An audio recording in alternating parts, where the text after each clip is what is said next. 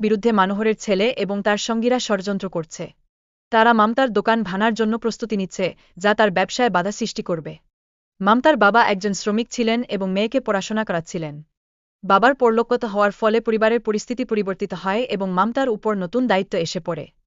মমতা তার ব্যবসার জন্য একটি নতুন পরিকল্পনা তৈরি করেন, যেখানে দক্ষিণ ভারতীয় খাবারের দোকান খুলতে চান। গ্রামে এই খাবারের জন্য একটি উচ্চ চাহিদা বিদ্যমান।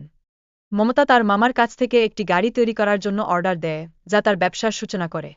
এটি তার সংকল্প এবং উদ্যোগের একটি চিত্র তুলে ধরে। মমতা তার মায়ের গহনা বিক্রি করে ব্যবসার জন্য প্রয়োজনীয় উপকরণ কিনেন। এই সিদ্ধান্তটি তার ব্যবসায়িক প্রবৃদ্ধির জন্য একটি গুরুত্বপূর্ণ পদক্ষেপ ছিল। মমতার ব্যবসা প্রথম দিন থেকেই সফল হয়, যা তার আত্মবিশ্বাস এবং পরিকল্পনার ফল। সে দ্রুত গ্রামে পরিচিতি লাভ করে এবং লাভও অর্জন করে। মহিলাদের মধ্যে সৌন্দর্য এবং যুবত্ব ফিরে পাওয়ার জন্য একটি অদ্ভুত ওষুধ আবিষ্কৃত হয়েছে, যা তাদের মধ্যে আতঙ্ক সৃষ্টি করছে।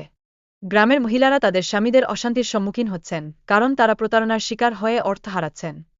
বুন্টি এবং বাবলি গ্রামের মহিলাদের কাছে বিশ্বাস অর্জনের জন্য বৃদ্ধ মহিলার ডিসকেস নিয়ে প্রবেশ করেছেন এবং তাদের প্রতারণার পরিকল্পনা বাস্তবায়ন করছেন।